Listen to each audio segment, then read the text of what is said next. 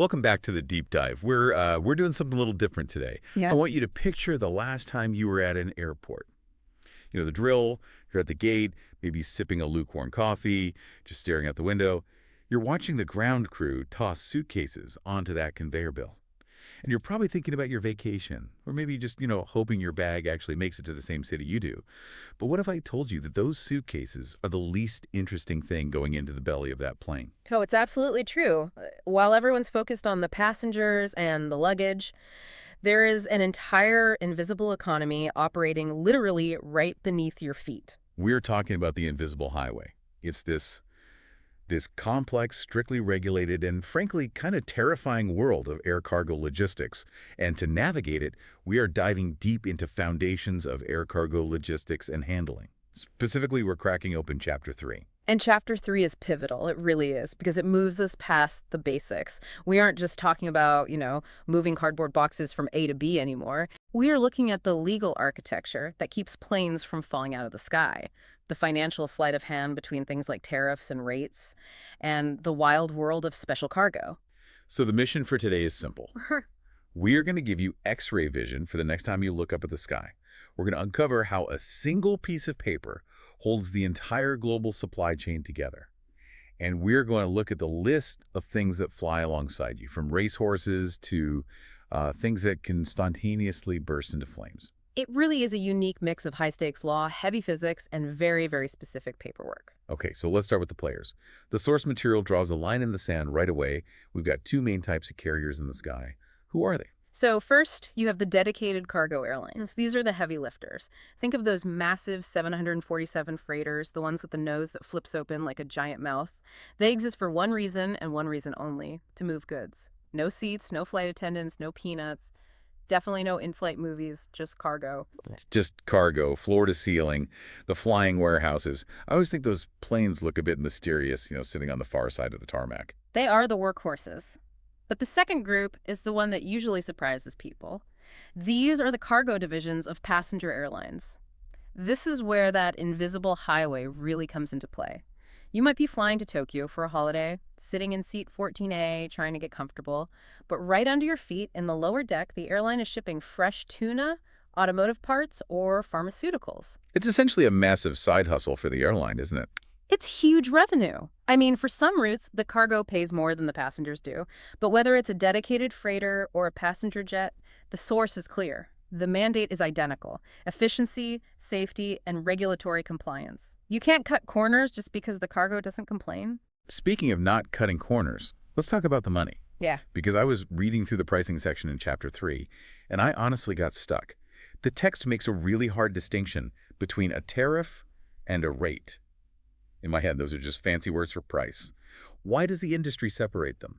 This is a classic gotcha in logistics exams, but it's also crucial for understanding the business reality. Think of it like a restaurant. The tariff is the menu. The menu. Yes, it's the published structure. It's the general list of rules, conditions, standard prices that the carrier issues. It's public, it's broad, and it sets the baseline. It tells you, generally, what things cost and what the rules are for shipping them. It's the framework. Okay, so the tariff is the rule book, the menu. Got it. Then what is the rate? The rate is the bill for your specific meal. It's the actual amount charged per unit of weight for your specific shipment. And this is the critical part right from the text. The rate is the number that actually gets typed onto the airway bill. We are going to get to the airway bill in a second. The source basically treats it like the Holy Grail document.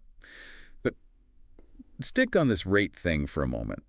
The source had a line that confused me. It said the rate on the document might be different from the actual selling price.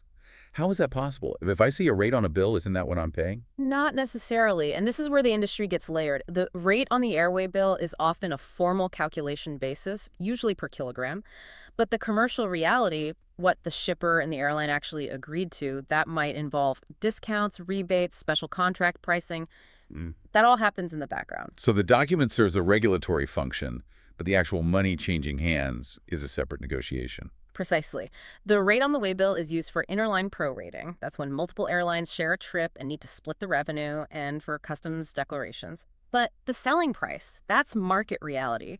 It's a great example of how logistics is half physics moving the box and half finance. That brings us neatly to the document itself. The text calls the Airway Bill, or AWB, the single most important document in air cargo. They really can't stress this enough. It is the backbone, absolutely. If you lose your passport while traveling, you're stuck. If a shipment loses its AWB, it effectively doesn't exist. It stays on the ground. The text actually includes an exam tip here, which basically means pay attention, this is legally binding. I love the exam tips. They just cut through the noise. And it lists 3 specific jobs for the AWB. Let's break them down because they explain why this paper is so powerful. Job number 1, evidence of the contract. Right. This is the legal shield. When you hand over, say, $1 million worth of microchips to an airline, you need proof that they agreed to take it and move it. The AWB is that proof. It represents the contract between the shipper and the carrier. Without it, it's just one person's word against another's, which holds up nowhere. Okay, job number 2 connects back to what we just said about money. It's a reference for the rates. Correct. It documents that specific charge per unit of weight we discussed. Even if the back-end accounting involves a discount, the AWB establishes the baseline value and cost for customs, for insurance claims, everything. And the 3rd job, this one felt the most practical to me. It is the most practical. It's the source of handling instructions. Imagine you're a baggage handler in Dubai. You have 3,000 boxes to move in an hour. It is 40 degrees Celsius outside. You don't have time to call the shipper and ask, hey, does this need to be kept cold?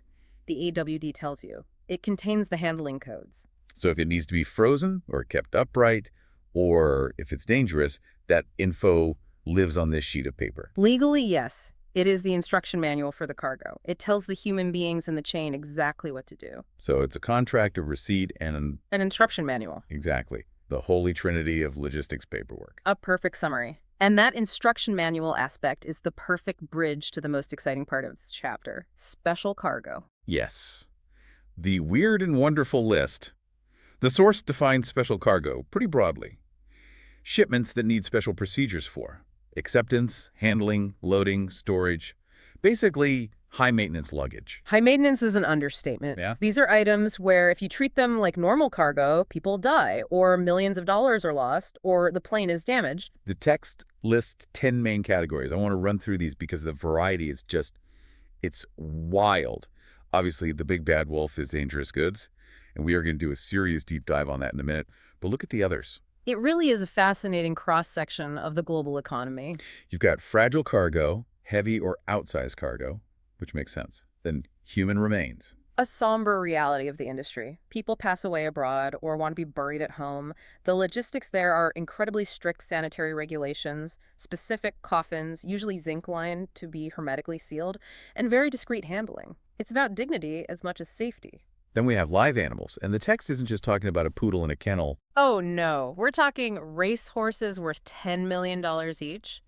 We're talking breeding stock for farms, day-old chicks, even bees. Or relocating zoo animals. The airflow, temperature, the spacing.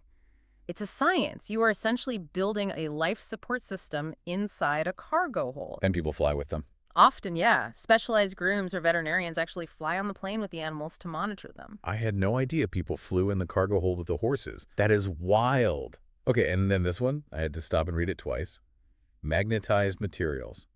Why is this its own category? Are we shipping giant cartoon magnets? Think about how a plane navigates. Despite all the GPS and modern computers, compasses and magnetic sensors are still critical backup instruments for the pilots. If you put a massive industrial magnet like for an MRI machine in the hold and it's not properly shielded, it can deviate the aircraft's compass. Wait, so a box in the hold could literally steer the plane off course? Theoretically, yes, by messing with the avionics readings. That's why it's a specific hazard category with strict shielding rules.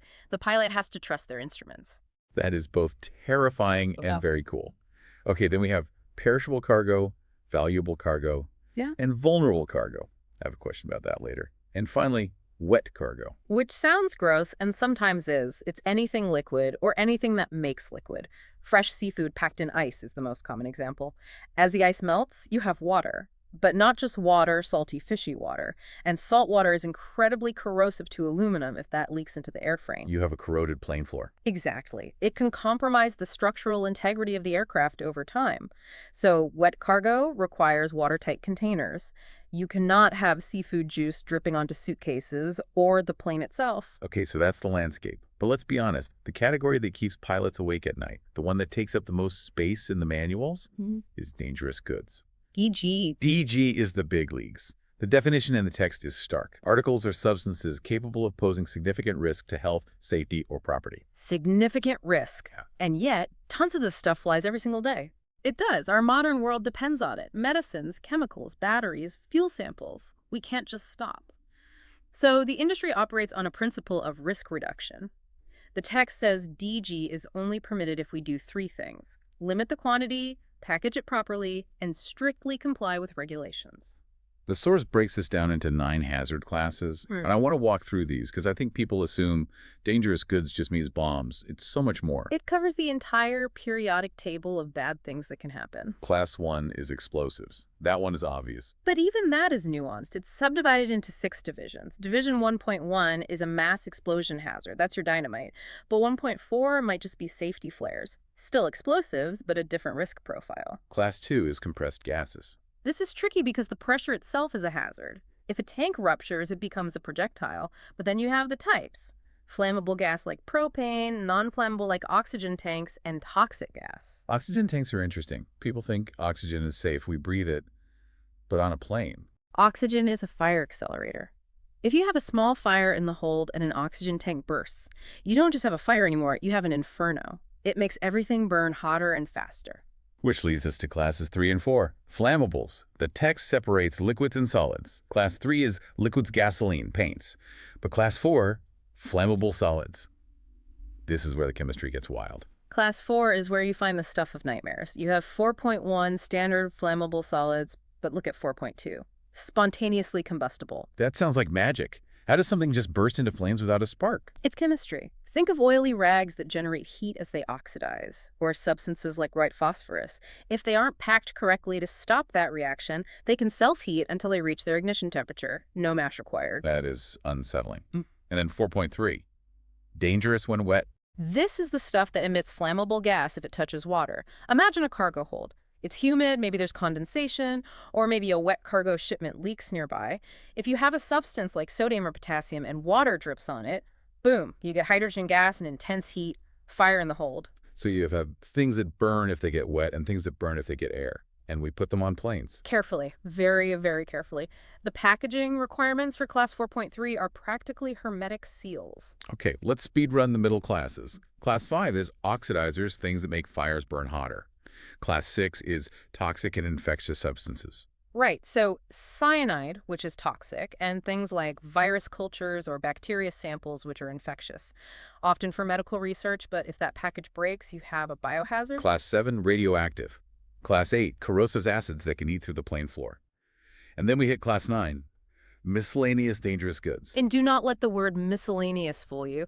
This is one of the most important classes for the modern listener. Miscellaneous sounds harmless, like a junk drawer, but this is the home of the lithium battery. Which is in everything. Phones, laptops, noise-canceling headphones. Exactly. And they are in Class 9 for a reason. Lithium batteries store a massive amount of energy. If they are damaged or defective or short-circuited, they go into a state called thermal runaway. Thermal runaway? That sounds bad. It's very bad. The battery gets incredibly hot, very fast, and it creates its own oxygen as it burns, which makes it almost impossible to extinguish with the standard systems in cargo holds. That's why the flight attendants are so paranoid about you losing your phone and the seat mechanism. Exactly. If you crush that battery with the seat, you start a fire that is very hard to fight.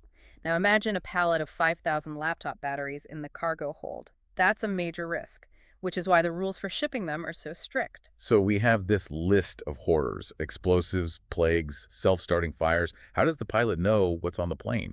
They can't just go back there and check. And this brings us to the golden rule of DG from the text. Dangerous goods cannot be accepted unless the shipper provides a shipper's declaration for dangerous goods. Another piece of paper. But a very powerful one. By signing this, the shipper is legally certifying: I have classified this correctly, I have packed it according to the rules, and I am telling you the truth. The text has a formula for this, doesn't it? DG equals classification plus declaration plus compliance. That's the mantra. If any one of those three is missing, the box doesn't fly. The airline relies 100% on that declaration. They don't open the box to check. They trust the paperwork. Which puts a massive burden on the shipper. Massive liability. If you lie on that form or you don't know what you're doing and something happens, you are liable for the aircraft and everyone on it. A heavy responsibility. Okay, let's pivot from the scary stuff to the sensitive stuff. We talk about things that explode. What about things that break? Fragile cargo. This section is interesting because it challenges the common perception of fragile. We usually think of grandma's china. Right, the text lists the classics. Glassware, antiques, artwork. But then it throws in TV and radio tubes, which feels a bit retro. And then this one, bulky and easily damaged aircraft components. I love the irony of this one. We are shipping parts of a plane inside another plane, and we have to treat them like Fabergé eggs. Why? I mean, a wing flap is made of metal and composites, right? Takes a lot of force to fly. Why is it fragile in a box? It's strong in one specific direction against the wind, but it's not designed to take impact on its edges or surface. Flaps, ailerons, rudder segments, these are precision engineered.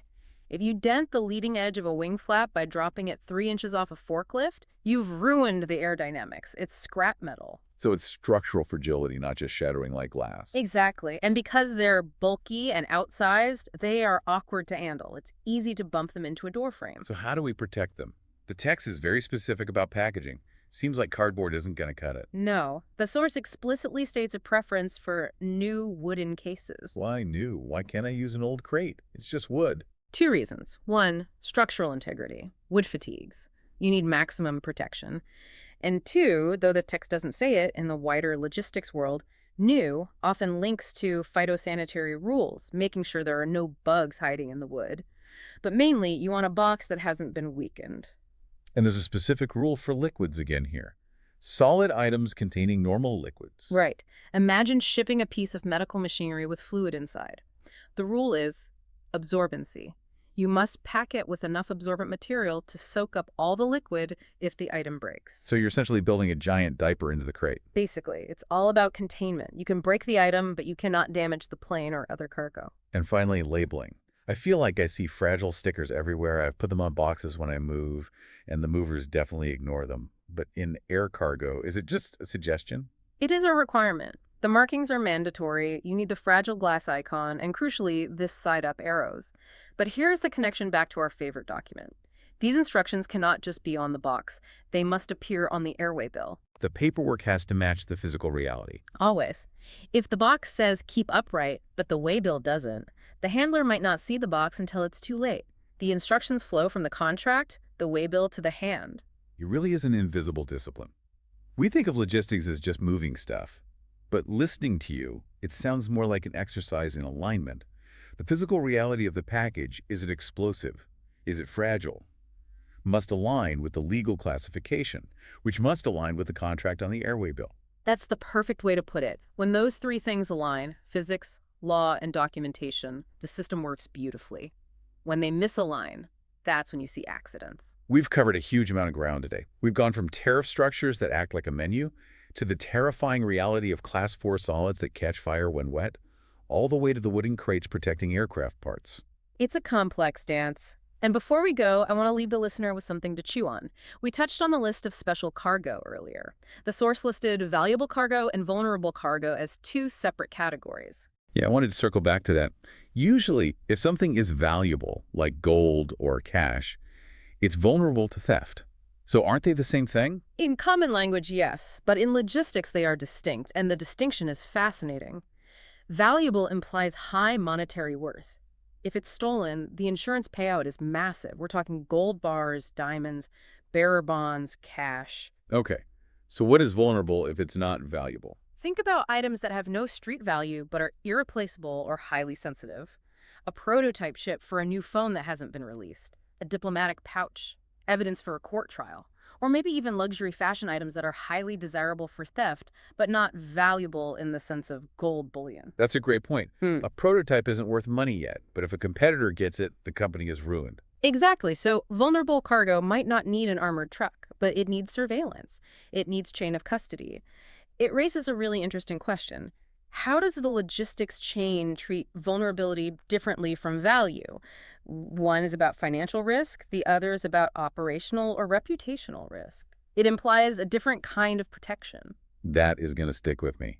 The idea that something can be worthless to a pawn shop, but priceless to the shipper. It's all in the details. That's what this industry is about. Well, on that note, we are going to wrap up this deep dive into the invisible highway. Next time you see a plane passing overhead or you're buckling your seatbelt in 14A, just remember, it's not just suitcases down there. It could be magnetized materials, a racehorse, or a crate of spontaneously combustible solids, all flying safely thanks to a very specific piece of paper. Thanks for listening, and we'll catch you on the next deep dive.